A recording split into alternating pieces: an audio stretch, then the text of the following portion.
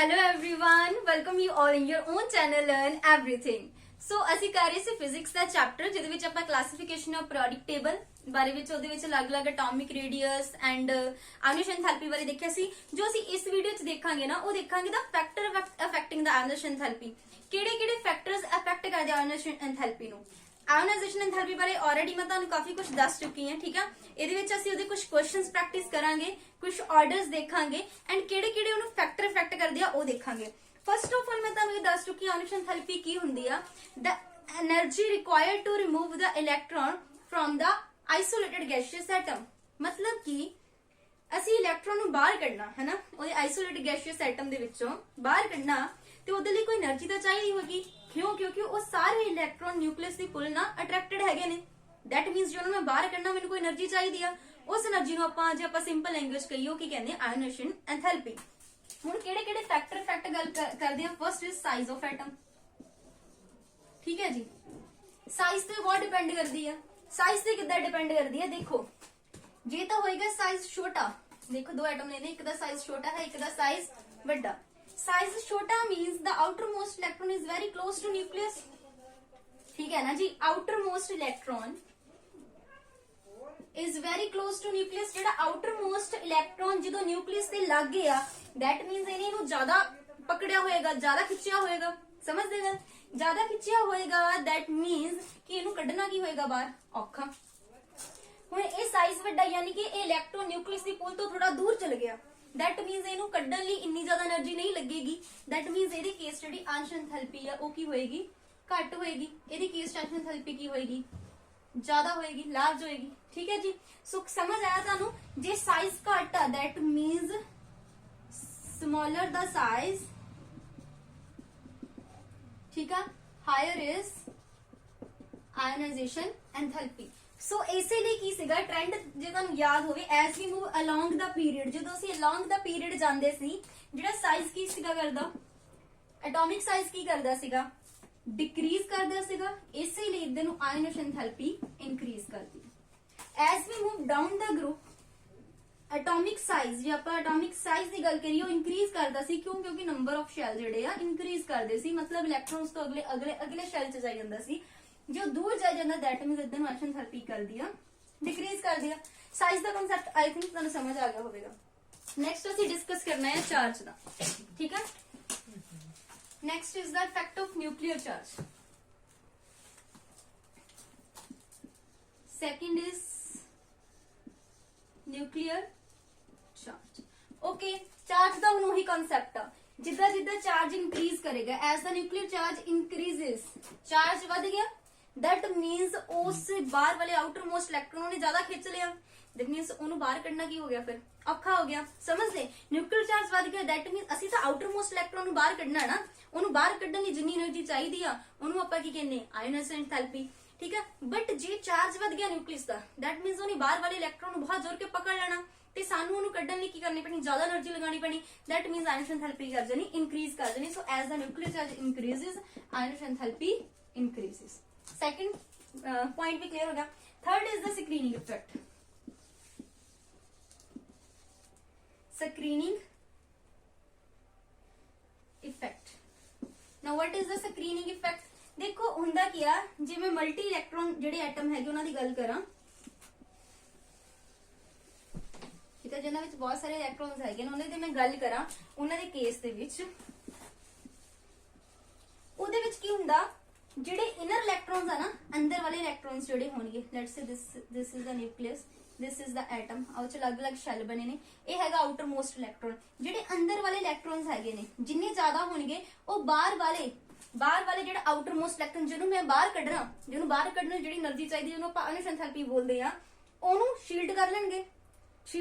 ਯਾਨੀ ਕਿ ਜਿੱਦਾਂ ਇਨਰ ਇਲੈਕਟ੍ਰॉन्स ਜਿਹੜੇ ਆ ਉਹ ਵੱਧ ਰਹੇ ਨੇ, ਠੀਕ ਆ, ਉਦਾਂ ਸਕਰੀਨਿੰਗ ਇਫੈਕਟ ਵਧੇਗਾ। ਸਕਰੀਨਿੰਗ ਇਫੈਕਟ ਹੁੰਦਾ ਕੀ ਆ, when the outermost electron is screened by the inner electron from the nucleus pull, मतलब nucleus ਦੀ pull ਤੋਂ ਜਦੋਂ outermost electron shield ਹੋ ਜਾਂਦਾ by the inner electrons, ਉਹਨੂੰ ਆਪਾਂ ਕੀ ਕਹਿੰਦੇ, ਸਕਰੀਨਿੰਗ ਇਫੈਕਟ। ਕਲੀਅਰ ਹੈ ਨਾ ਸਕਰੀਨਿੰਗ ਇਫੈਕਟ ਕੀ ਆ, ਮਤਲਬ ਕਿ ਇਨ ਕੇਸ ਇਨਰ ਇਲੈਕਟ੍ਰॉन्स ਵੱਧ ਰਹੇ ਨੇ दैट मीन्स उत्थे वो ज्यादा स्क्रीन कर रहे हैं, जो वध गया मतलब कि ये बाहर वाले इलेक्ट्रॉन तक ज्यादा पुल नहीं पहुंच रही, दैट मीन्स इन्हें कढ़ना की होएगा सौखा, एशो एंथैल्पी करेगी डिक्रीज कर जाएगी, घट जाएगी, घट एनर्जी लगेगी। So as the screening effect increases एशो एंथैल्पी डिक्रीजेस। ये पेपर च तुहानू स्टेटमेंट वाइज क्वेश्चन आ सकदा, ठीक है, तो तुसीं आराम नाल कर सकदे। जे स्क्रीनिंग इफेक्ट वध गया एशो एंथैल्पी ने की कर जाना, डिक्रीज कर देना। आई होप तुहानू ये पॉइंट क्लियर हो गया होगा। Next point is the penetrating power, ठीक है। Next is the penetrating power. देखो ये मन्निया जाता कि जेडे एस इलेक्ट्रॉन्स आ ना वो न्यूक्लियस से ज्यादा लगे होंगे as comparison to p electron, d electron and f electron. ये मन्निया जाता एस की पेनिट्रेटिंग पावर ज्यादा होंगी पी नालों, पी की ज्यादा होंगी डी नालों, डी की ज्यादा होंगी एफ नालों। हुण पेनिट्रेटिंग पावर मतलब कि s is more close to nucleus, जे एस इलेक्ट्रॉन न्यूक्लियस से ज्यादा लागे होंगे, दिस इज न्यूक्लियस, जे एस इलेक्ट्रॉन न्यूक्लियस से ज्यादा लागे आ दैट मीन्स कि ए न्यूक्लियस ने ज्यादा खिंचिया होया, क्योंकि न्यूक्लियस का चार्ज ज्यादा होएगा ना, जिदा जिदा दूर जाती है चार्ज घटदा, पर एज जिदे लागे है तो मतलब न्यूक्लियस से लागे हैगे ने, इहदा मतलब जिन्हां दी पेनिट्रेटिंग पावर ज्यादा हैगी टुवर्ड्स द न्यूक्लियस, इनू खिंचिया भी ज्यादा होएगा न्यूक्लियस ने अपनी पुल ना, तो फिर इनू कढ़ना की होएगा औखा। सो एशो एंथैल्पी इत्थे करेगी इंक्रीज करेगी। So as the penetrating power increases towards the nucleus एशो एंथैल्पी उत्थे कर दी इंक्रीज। सो ए ऑर्डर हो जाएगा उहदा भी। क्लियर है जी, पेनिट्रेटिंग पावर क्लियर, क्योंकि ये देखा गया एस जेडे ज्यादा क्लोज पाए जाते हैं as comparison to p, p comparison to d ज्यादा, एफ सो पेनिट्रेटिंग पावर जो टुवर्ड्स द न्यूक्लियस ज्यादा, तो उत्थे that means they are closely held by the nucleus pull, that means it will be difficult to remove that electron, ठीक है। सो उत्थे S तो कढ़ना ज्यादा औखा होएगा, सो इस करके इसे एशो एंथैल्पी करेगी इंक्रीज कर जाएगी। Okay, so next point is the electronic configuration. I hope ਤੁਹਾਨੂੰ ਇਹ ਸਾਰੇ ਪੁਆਇੰਟਸ ਕਲੀਅਰ ਹੋ ਗਿਆ। ਐਂਡ ਇਲੈਕਟ੍ਰੋਨਿਕ ਕਨਫੀਗਰੇਸ਼ਨ ਬਾਰੇ ਮੈਨੂੰ ਲੱਗਦਾ ਮੈਂ ਤੁਹਾਨੂੰ ਦੱਸ ਵੀ ਚੁੱਕੀ ਹਾਂ। ਇਲੈਕਟ੍ਰੋਨਿਕ ਕਨਫੀਗਰੇਸ਼ਨਸ ਦੀ ਜੇ ਮੈਂ ਗੱਲ ਕਰਾਂ, ਇਲੈਕਟ੍ਰੋਨਿਕ ਕਨਫੀਗਰੇਸ਼ਨ ਦਾ ਕਨਸੈਪਟ ਇਹ ਆ ਕਿ ਜੇ ਨਾ ਹਾਫ ਫੀਲਡ ਜਾਂ ਫੁੱਲੀ ਫੀਲਡ ਇਲੈਕਟ੍ਰੋਨਿਕ ਕਨਫੀਗਰੇਸ਼ਨ ਹੋਵੇ, ਕਿਹੜੀ half field and fully field ਜਿਹੜੀਆਂ ਇਲੈਕਟ੍ਰੋਨਿਕ ਕਨਫੀਗਰੇਸ਼ਨ ਹੁੰਦੀਆਂ like P3, P6, D5, D10, ਜਿਹਦੇ ਆਊਟਰ ਮੋਸਟ ਸ਼ੈਲ ਦੇ ਵਿੱਚ ਹਾਫ ਫੀਲਡ ਜਾਂ ਫੁੱਲੀ ਫੀਲਡ ਇਲੈਕਟ੍ਰੋਨਿਕ ਕਨਫੀਗਰੇਸ਼ਨ ਹੁੰਦੀ ਹੈ, they are very stable. Very stable ਕਾਰਨ ਮੈਂ ਤੁਹਾਨੂੰ ਦੱਸਿਆ, ਜਿੱਦਾਂ P ਦੇ 3 ਆਰਬਿਟਲ ਹੁੰਦੇ ਆ, ਇੱਕ ਇੱਕ ਇਲੈਕਟ੍ਰੋਨ ਦੋ, ਪਹਿਲਾਂ P3, ਜੇ ਮੈਂ P6 ਦੀ ਗੱਲ ਕਰਾਂ 1 2 3 4 5 6, ठीक है जी। 6 इलेक्ट्रॉन देखो सिमेट्री है and we know symmetry leads to stability. याद रखियो सिमेट्री लीड्स टू स्टेबिलिटी, जिथे सिमेट्री हुंदी आ ना उत्थे स्टेबिलिटी हुंदी आ। ਜਦੋਂ ਹੁਣ ਕੋਈ ਦਰਖਤ ਵੀ ਆ ਜਿਹੜੀਆਂ ਜਿੱਧਰ ਇੰਨੀਆਂ ਟਾਹਣੀਆਂ ਇੱਕ ਪਾਸੇ ਨੂੰ ਹੋਣ ਉਨੀਆਂ ਹੀ ਦੂਸਰੇ ਪਾਸੇ ਨੂੰ ਹੋਣ, ਉੱਥੇ ਸਿਮੈਟਰੀ ਹੋਏਗੀ, ਸਟੇਬਲ ਦਰਖਤ ਲੰਬੇ ਸਮੇਂ ਤੱਕ ਖੜਾ ਰਹੇਗਾ। ਜਿਸ ਦਰਖਤ ਦੀਆਂ ਸਾਰੀਆਂ ਟਾਹਣੀਆਂ ਇੱਕ ਪਾਸੇ ਨੂੰ ਝੁਕ ਜਾਏਗਾ, ਠੀਕ ਹੈ, ਉਹ ਸਟੇਬਲ ਨਹੀਂ ਹੋਏਗਾ। ਦੈਟ ਮੀਨਸ ਹਰ ਜਗ੍ਹਾ ਹੀ ਸਿਮੈਟਰੀ ਲੀਡਸ ਟੂ ਸਟੇਬਿਲਿਟੀ। ਜਿੱਥੇ ਸਿਮੈਟਰੀ ਹੋਏਗੀ ਨਾ, ਇਕਸਾਰਤਾ ਹੋਏਗੀ, ਚੀਜ਼ਾਂ ਸਟੇਬਲ ਰਹਿਣਗੀਆਂ, ਠੀਕ ਹੈ। ਸੋ ਇਸ ਕਰਕੇ ਇਹ ਕਨਫੀਗਰੇਸ਼ਨ ਦੇ ਵਿੱਚ ਜਿਹੜੀਆਂ ਇਹਦਾ D5 ਆ, 5 ਆਰਬਿਟਲ ਹੁੰਦੇ, ਇੱਕ ਇੱਕ ਸਾਰਿਆਂ ਨੂੰ ਆ ਗਿਆ, ਸਿਮੈਟਰੀ ਆ, ਇੱਕ ਸਾਰ ਹੈ ਸਭ ਤੋਂ, ਮਤਲਬ 1 1 1 ਆ, that means that will be stable. ਤੇ ਸਟੇਬਲ ਚੀਜ਼ ਦੱਸੋ ਮੈਨੂੰ, ਉਹਦੇ ਵਿੱਚੋਂ ਇਲੈਕਟ੍ਰੋਨ ਕੱਢਣਾ ਕਿਤੇ ਸੌਖਾ ਹੋਏਗਾ? ਸਟੇਬਲ ਮਤਲਬ ਸਥਿਰ ਆ, ਉਹਨੂੰ ਕੀ ਲੋੜ ਆ ਕਿ ਮੇਰੇ ਵਿੱਚੋਂ ਇਲੈਕਟ੍ਰੋਨ, ਕਿਉਂ ਕਹੇਗਾ ਕਿ ਮੇਰੇ ਵਿੱਚੋਂ ਇਲੈਕਟ੍ਰੋਨ ਬਾਹਰ ਜਾਵੇ? ਕਿਉਂਕਿ ਉਹ ਤਾਂ ਸਟੇਬਲ ਆ।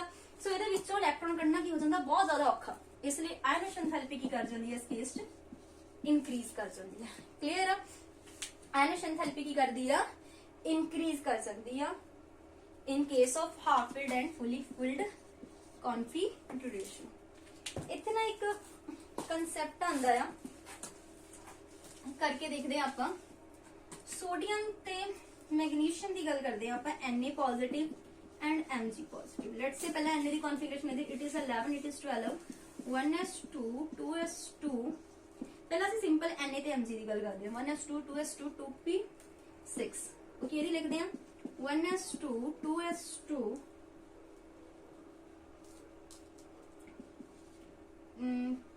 2p6। आई थिंक मैं कुछ गलत कर रही हूँ। This is the 3s1, yes this is 1s2 2s2 p6 3s2।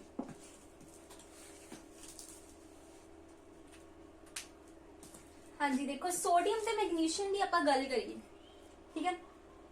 ਇਹ ਹੈਗੀ configuration 1s2 2s2 2p6 3s1 11 1s2 2s2 2p6 3s2 ठीक है। ਇਹ ਤੇ ਤੁਹਾਨੂੰ ਪਤਾ ਵੀ ਹੈ this is Na this is Mg ਪਤਾ ਨਹੀਂ ਵਾਲੀ ਸੈਕਿੰਡ ਪੀਰੀਅਡ ਦੇ ਵਿੱਚ ਨਹੀਂ ਸੈਕਿੰਡ ਨਹੀਂ ਥਰਡ ਹੈ ਨਾ ਥਰਡ ਦੇ ਵਿੱਚ Na Mg ਓਕੇ ਪੀਰੀਅਡਸ ਤੁਹਾਨੂੰ ਕੱਢਣੇ ਦੇਖੇ ਸੀ ਨਾ ਥਰਡ ਸ਼ੈਲ ਆ ਤਾਂ ਥਰਡ ਪੀਰੀਅਡ ਦੇ ਵਿੱਚ ਹੋਏਗਾ ਤੇ ਤੁਹਾਨੂੰ ਦੱਸਿਆ ਸੀ ਇੱਧਰ ਨੂੰ ਜਾਂਦਾ ਐਮਸ਼ਨ ਥੈਲਪੀ ਕੀ ਕਰਦੀ ਆ ਇਨਕਰੀਜ਼ ਕਰਦੀ ਆ ਪਤਾ ਨਾ ਐਮਸ਼ਨ ਥੈਲਪੀ ਕਰਦੀ ਆ ਇਨਕਰੀਜ਼ ਕਰਦੀ ਆ ਯਾਨੀ ਆਬਵੀਅਸਲੀ Mg ਦੀ ਜ਼ਿਆਦਾ ਹੋਏਗੀ ਕਿਹਦੇ ਨਾਲੋਂ Na ਨਾਲੋਂ। ਸੋ ਪਹਿਲੀ ਜੇ ਫਰਸਟ ਐਮਸ਼ਨ ਥੈਲਪੀ ਦੀ ਗੱਲ ਕਰੀਏ ਫਰਸਟ ਐਮਸ਼ਨ ਥੈਲਪੀ ਦਾ ਮਤਲਬ ਕਿ ਪਹਿਲਾ ਇਲੈਕਟ੍ਰੋਨ ਕੱਢਣਾ ਬਾਹਰੋਂ ਪਹਿਲਾ ਇਲੈਕਟ੍ਰੋਨ ਕੱਢਣਾ ਜੇ ਪਹਿਲਾ ਇਲੈਕਟ੍ਰੋਨ ਕੱਢਣਾ ਹੋਵੇ Mg ਚੋਂ ਕੱਢਣਾ ਔਖਾ ਹੋਏਗਾ ਉਦਾਂ ਵੀ ਦੇਖੋ ਇਹਦੀ ਫੁਲੀ ਫਿਲਡ ਹੈ ਯਾਨੀ ionisation enthalpy of Mg first वाली ionisation enthalpy of Mg is greater than first ionisation enthalpy of sodium clear है। हुन एक इलेक्ट्रॉन कट दो पॉजिटिव इथे पॉजिटिव लियो इथे आ जाएगा 0 मतलब ये खत्म एंड इथे आ जाएगा 1 हो गया जी हो गया। हुन देखो हुन दसो इलेक्ट्रॉन कटना कि चौखा होएगा ਇਹਦੇ ਵਿੱਚੋਂ ਕਿ ਇਹਦੇ ਵਿੱਚੋਂ ਧਿਆਨ ਨਾਲ ਦੇਖੋ ਇੱਥੇ ਆ ਗਿਆ ਫੁਲੀ ਫਿਲਡ ਇਹ ਆ ਗਈ ਫੁਲੀ ਫਿਲਡ। ਸੋ ਐमिशन ਥੈਲਪੀ ਜਿਹੜੀ ਸੈਕਿੰਡ ਦੀ ਗੱਲ ਕਰਾਂ ਉਹ ਸੋਡੀਅਮ ਦੀ ਵੱਧ ਜਾਏਗੀ as comparison to ionisation enthalpy of Mg positive second ਵਾਲੀ। ਸੋ ਇਹ ਵੀ ਕੁਐਸਚਨ ਕਈ ਵਾਰੀ ਆ ਜਾਂਦਾ ਕੁਝ ਨਹੀਂ ਕਰਨਾ ਤੁਸੀਂ ਕਨਫੀਗਰੇਸ਼ਨ ਲਿਖ ਕੇ ਦੇਖ ਲਓ ਜੇ ਫੁਲੀ ਫਿਲਡ ਆ ਦੈਟ ਹੁਣ ਦੇਖੋ ਨਾ Na ਪੋਜ਼ਿਟਿਵ ਦੀ ਦੇਖਣੀ ਮੈਂ मतलब एक इलेक्ट्रॉन जो कटता वो की Na पॉजिटिव मतलब 10 इलेक्ट्रॉन फिल करने 1s2 2s2 2p6 Mg positive मतलब 12 की जगह 11 फिल करने 1s2 2s2 2p6 3s1 हुन देखो ये फुली फिल्ड कॉन्फ़िगरेशन है P the fully filled configuration is very stable ਉਹ ਚੋਂ ਇਲੈਕਟ੍ਰੋਨ ਕੱਢਣਾ ਕੀ ਹੋਏਗਾ ਔਖਾ ਹੋਏਗਾ ਕਿਉਂਕਿ ਫੁਲੀ ਫਿਲਡ ਹੈਗੀ ਆ। ਸੋ ਇਸ ਕੇਸ ਦੇ ਵਿੱਚ ਇਹਦੀ ਜਿਹੜੀ ਆ ਐਮਸ਼ਨ ਥੈਲਪੀ ਵੱਧ ਜਾਂਦੀ ਕੁਐਸਚਨ ਆਉਂਦਾ ਕਿ first ionisation enthalpy of sodium sorry magnesium is higher than sodium but the second emission enthalpy of sodium is higher than magnesium ਇਹ ਵੀ ਇੱਕ ਕੁਐਸਚਨ ਆ। ਸੋ ਇਹ ਵੀ ਕਲੀਅਰ ਹੋ ਗਿਆ ਇੱਥੇ। ਨੈਕਸਟ ਜੋ ਅਸੀਂ ਕੁਝ ਨਾ ਕੁਐਸਚਨਸ ਪ੍ਰੈਕਟਿਸ ਕਰਦੇ ਆ ਠੀਕ ਹੈ ਉਹਨਾਂ ਦੇ ਵਿੱਚੋਂ ਤੁਸੀਂ ਆਰਡਰ ਦੱਸਣੇ ਹੈਗੇ ਆ।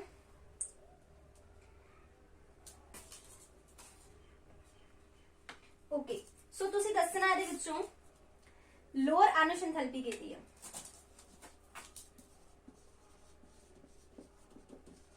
मैं पेयर लिख रही हूं फर्स्ट इज क्लोरीन और फ्लोरीन सेकंड इज क्लोरीन और सल्फर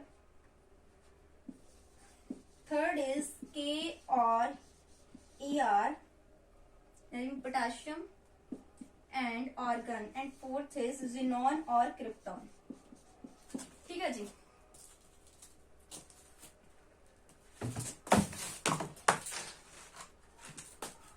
फर्स्ट इज क्लोरीन और फ्लोरीन ठीक है।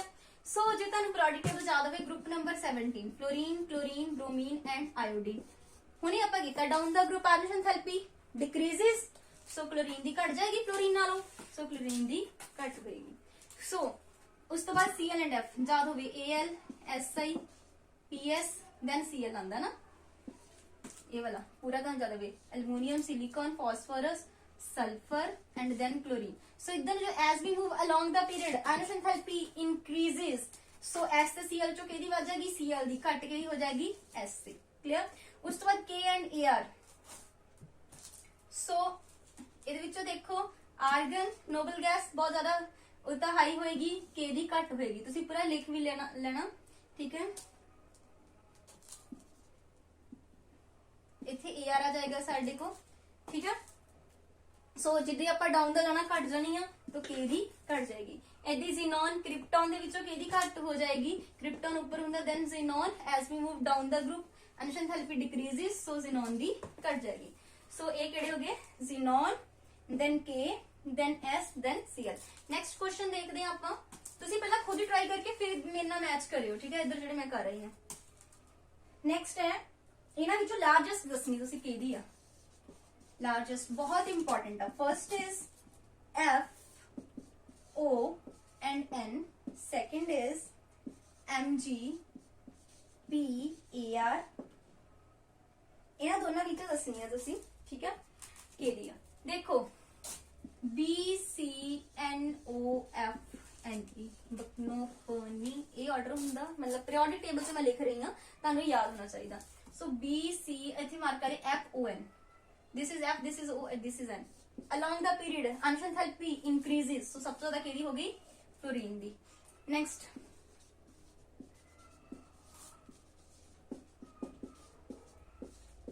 ਇਹ ਹੁੰਦਾ this mgpar as we move along the period Anush enthalpy increases, so ਸਭ ਤੋਂ ਜ਼ਿਆਦਾ ਕਿਹਦੀ ਹੋਗੀ ar। ਸੋ ਇਦਾਂ ਬਸ ਸਿੰਪਲੀ ਤੁਸੀਂ ਬਸ ਇਹਨਾਂ ਚੋਂ ਲੋਕੇਟ ਕਰ ਲੈਣਾ ਜੇ ਤੁਹਾਨੂੰ ਇਹ ਵਾਲੇ ਕਨਸੈਪਟਸ ਕਲੀਅਰ ਹੈਗੇ ਨੇ। ਦੈਨ ਦੇਖੋ ਕੁਝ ਹੋਰ ਪੇਅਰਸ ਦੇਖੋ। ਹਾਂਜੀ ਇਹ ਬਹੁਤ ਇੰਪੋਰਟੈਂਟ ਹੈ, ਇਹ ਪੇਪਰ ਚ ਆ ਸਕਦਾ। ਐਨ ਐਂਡ ਓ ਇਹ ਮੈਂ ਪਹਿਲਾਂ ਵੀ ਦੱਸ ਚੁੱਕੀ ਹਾਂ। ਐਂਡ ਐਂਡ ਓ ਤੋਂ ਜਦੋਂ ਤੁਸੀਂ ਗੱਲ ਕਰੋ ਬੀ ਸੀ ਮੈਂ ਐਕਸੈਪਸ਼ਨਸ ਦੱਸੀਆਂ ਸੀ, ਇਹ ਬਹੁਤ ਇੰਪੋਰਟੈਂਟ ਮੋਸਟ ਇੰਪੋਰਟੈਂਟ ਠੀਕ ਹੈ, ਜਿਹੜੀ ਸਭ ਤੋਂ ਜ਼ਿਆਦਾ ਆਉਣ ਦੇ ਚਾਂਸਸ ਦਾ। ਐਜ਼ ਵੀ ਮੂਵ ਅਲੋਂਗ ਦਾ ਪੀਰੀਅਡ ਅਨੁਸ਼ ਐਂਥੈਲਪੀ ਇਨਕਰੀਜ਼ਸ, ਸੋ O ਦੀ ਐਕਸਪੈਕਟ ਕਰਦੇ ਜ਼ਿਆਦਾ ਹੋਏਗੀ ਬਟ ਨਹੀਂ O ਦੀ ਜ਼ਿਆਦਾ ਨਹੀਂ ਹੁੰਦੀ, N ਦੀ ਜ਼ਿਆਦਾ ਹੁੰਦੀ। ਕਿਉਂ? ਕਿਉਂਕਿ ਮੇਰੀ ਕਨਫੀਗਰੇਸ਼ਨ ਲਈ ਉਦੋਂ ਚੰਗੀ ਤਰ੍ਹਾਂ ਸਮਝਾਇਆ ਸੀ। ਲਾਸਟ P3 ਆਂਦਾ, P3 is the half field configuration which is more stable, ਠੀਕ ਹੈ, ਵੈਰੀ ਸਟੇਬਲ। ਸੋ ਇਸ ਕਰਕੇ ਅਨੁਸ਼ ਐਂਥੈਲਪੀ ਵੱਧ ਜਾਂਦੀ ਆ। ਸੋ ਇਹ ਜ਼ਿਆਦਾ ਇੰਪੋਰਟੈਂਟ ਆ।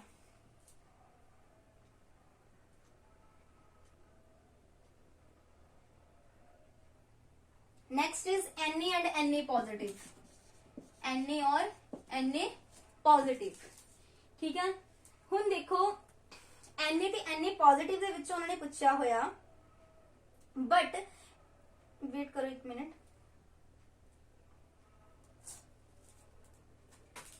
यस Na पॉजिटिव एंड हाँ बाकी ਦਾ ਆਪਾਂ क्लोरीन फ्लोरीन ਦੇ ਲਿਆ। यस Na पॉजिटिव ਦੇ ਵਿੱਚੋਂ ਦੇਖੋ Na ਦੀ ਜੇ ਆਪਾਂ ਕਨਫੀਗਰੇਸ਼ਨ ਵੀ ਲਿਖੀਏ 1s2 2s2 2p6 3s1, ਠੀਕ ਹੈ। ਤੇ ਜਿੱਦਾਂ ਹੀ Na ਪੋਜ਼ਿਟਿਵ ਬਣਦਾ ਉਹਦੇ ਕੇਸ ਕੀ ਹੋ ਜਾਂਦੀ 1s2 2s2 2p6 ਹੋ ਜਾਂਦੀ। ਸੋ ਦੇਖੋ 2p6 ਕੀ ਆ Na ਪੋਜ਼ਿਟਿਵ ਵਾਲੀ, ਇਹ ਚੋਂ ਕੱਢਣਾ ਇਲੈਕਟ੍ਰੋਨ ਜ਼ਿਆਦਾ ਔਖਾ, ਸੋ ਇਹਦੀ ਨੈਸ਼ਨੈਲਿਟੀ ਵੱਧ ਹੋ ਜਾਏਗੀ।